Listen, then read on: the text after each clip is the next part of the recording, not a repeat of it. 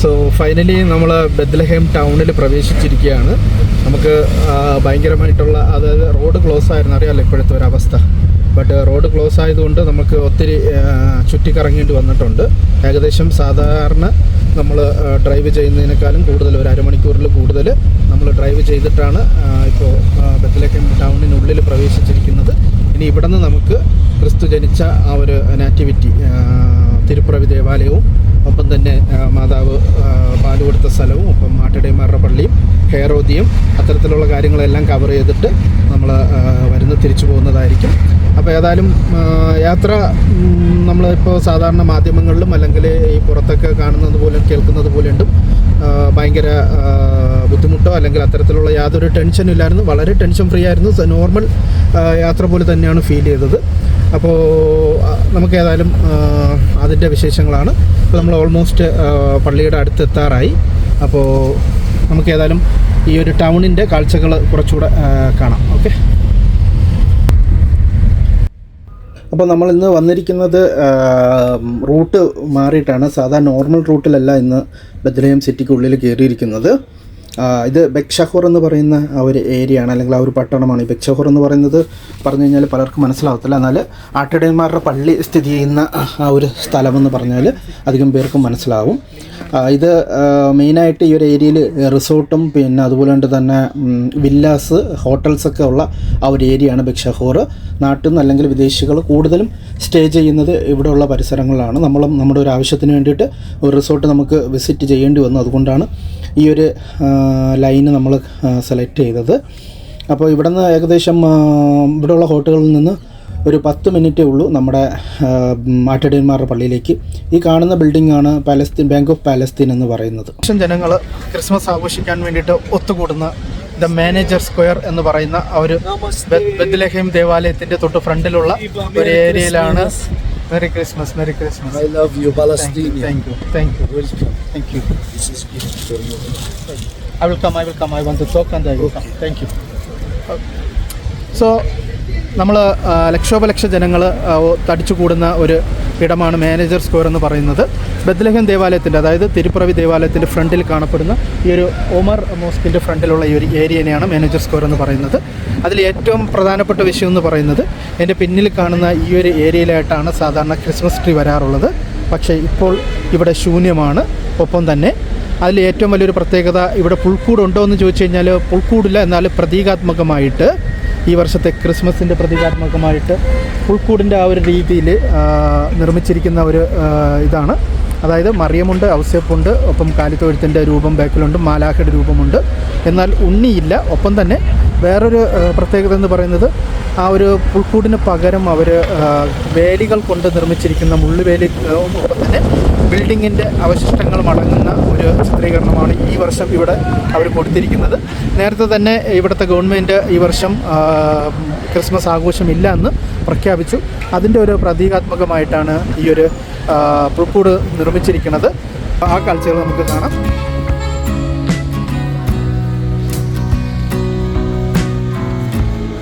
ആഘോഷങ്ങളില്ല, ആരവങ്ങളില്ല. ബെത്ലഹേമിൽ ഉണ്ണിയില്ലാത്ത ഒരു ക്രിസ്മസ് കൂടി കടന്നു പോവുകയാണ്. ഈ പുൽക്കൂട്, ഇവിടെയാണ് സാധാരണ പുൽക്കൂടും ക്രിസ്മസ് ട്രീയും വരുന്നത്. അപ്പോൾ ഇവിടെ അതിന് പകരം ഇപ്പോൾ ബിൽഡിങ്ങിൻ്റെ അവശിഷ്ടവും, ഒപ്പം തന്നെ ഈ 3 പേരും മാലാഖ, ഒപ്പം തന്നെ മാതാവ് ഔസേപ്പുതാവിനെയൊക്കെ മൂടിക്കെട്ടിയ രീതിയിലാണ് അവർ ചെയ്തിരിക്കുന്നത്. ഇതിൻ്റെ തൊട്ട് മേലെയായിട്ട് അവരവിടെ stop the genocide, stop displacement, lift the blockade എന്നൊക്കെ പറഞ്ഞിട്ടുള്ള ബാനറുകളുണ്ട്. ഒപ്പം തന്നെ ഇതാണ് നമ്മുടെ ബെത്ലഹേം പീസ് സെൻറ്റർ എന്ന് പറയുന്ന ആ ഒരു ബിൽഡിങ്. അപ്പോൾ ഇതിൻ്റെ ബാക്കിൽ നമ്മളിപ്പോൾ ഇനി നേരെ നാറ്റിവിറ്റി ദേവാലയത്തിലേക്ക് പോവുകയാണ്.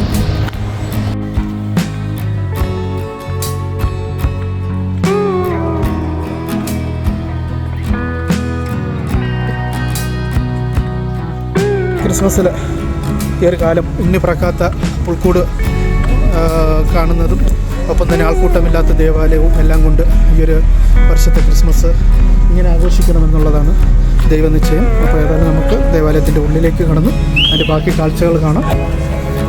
സോ ഇത് ദേവാലയത്തിൻ്റെ വാതിലാണ്. ഇത്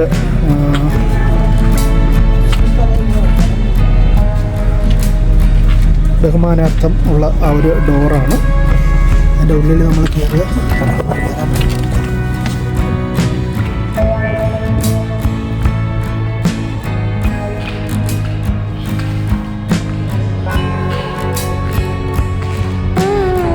സോ ഈ 2 വാതിലും അവർ നിർമ്മിച്ചിരിക്കുന്നതെന്ന് വെച്ച് കഴിഞ്ഞാൽ പണ്ട് കാലത്ത് ഇവിടെ ക്രിസ്ത്യാനികളെ ആക്രമിക്കാൻ വേണ്ടിയിട്ട് മുസ്ലിങ്ങൾ കുതിരപ്പുറത്ത് വരുന്ന സമയത്ത് അത് തടയാൻ വേണ്ടിയിട്ട് ചെയ്തതാണ്. അപ്പോൾ ഇങ്ങനെ വരുന്ന സമയത്ത് കുതിരയോടൊപ്പം ഡയറക്റ്റ് അവർക്ക് ഈ ദേവാലയത്തിലേക്ക് കടക്കാൻ വേണ്ടിയിട്ട് സാധിക്കത്തില്ല. അതിന് പകരം അവർ ഇറങ്ങി വരാൻ വേണ്ടിയിട്ട് പറ്റത്തുള്ളൂ. അതുകൂടാതെ ഇത് എളിമയുടെ വാതിൽ, അതായത് നമ്മുടെ ലോകരക്ഷകനായ ക്രിസ്തു ജനിച്ച പ്രദേശങ്ങളാണ്, അവർ ബഹുമാനിക്കണം എന്നുള്ള, അവർ റെസ്പെക്റ്റ് കൊടുക്കണം എന്നുള്ള ആ ഒരു സൂചനയും കൂടെ കാണിക്കാൻ വേണ്ടിയിട്ട് കുനിഞ്ഞു വരണം എന്നുള്ള ആ ഒരു തീമും കൂടെ ഈ ഒരു വാതിലിനുണ്ട്. ഇവിടെ നിന്ന് വരുമ്പോഴേക്കും ഇതാണ് പഴയ ഒരു ദേവാലയത്തിൻ്റെ ഭാഗങ്ങൾ. ഇപ്പോഴും പണി നടക്കുകയാണ്. ആരുമില്ലാത്ത കിടക്കുന്ന ഒരു ദേവാലയമാണ്.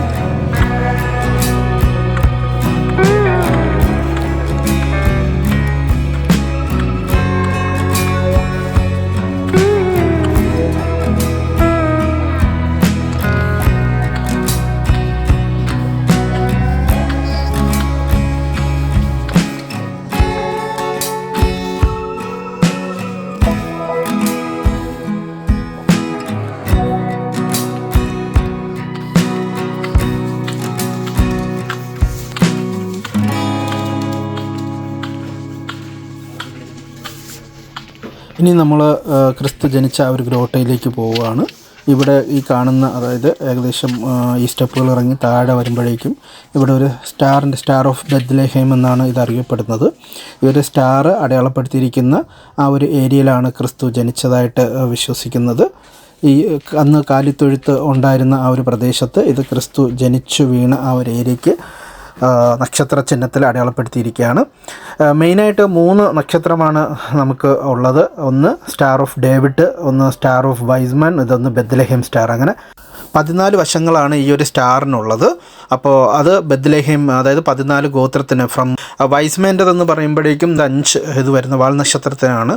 പിന്നെ സ്റ്റാർ ഓഫ് ഡേവിഡ് എന്ന് പറയുന്നത് ഇവിടെ നമ്മൾ ഇസ്രായേലിൻ്റെ ദേശീയ ചിഹ്നത്തിലൊക്കെ കാണുന്ന, അല്ലെങ്കിൽ അവരുടെ ആ ഒരു ഇതിൽ കാണുന്നത്. ഇത് ആ ഒരു ഏരിയയും 6-ാം നൂറ്റാണ്ടിൽ ആദ്യമായിട്ട് ആരാധിച്ചു പോകുന്ന ആ ഒരു ദേവാലയത്തിൻ്റെ ഉൾവശത്തെ കാഴ്ചകളാണ്. ഇവിടെ നിന്ന് നമ്മൾ പുറത്തിറങ്ങുകയാണ്.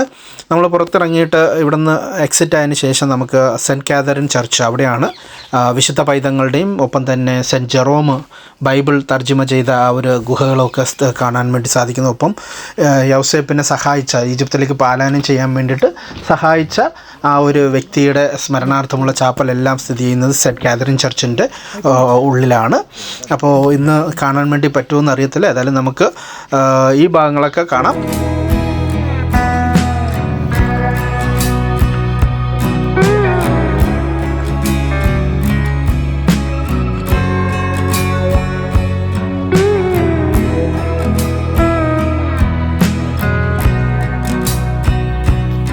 അങ്ങനെ അവിടെ നമ്മൾ പുറത്തിറങ്ങുമ്പോൾ ഈ ഒരു കാഴ്ചയാണ് നമുക്ക് കാണാൻ വേണ്ടിയിട്ട് സാധിക്കുക.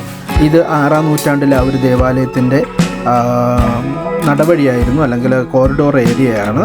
അന്ന് വിശാലമായിട്ട് വലിയൊരു ദേവാലയമായിരുന്നു 6-ാം നൂറ്റാണ്ടിൽ അവർ പണിയിപ്പിച്ചിരിക്കുന്നത്. ഇതിൻ്റെ ഈ ഒരു സൈഡിലൂടെയാണ് നമ്മൾ സെൻറ്റ് കാതറിൻ ദേവാലയത്തിലേക്ക് പോകുന്നത്.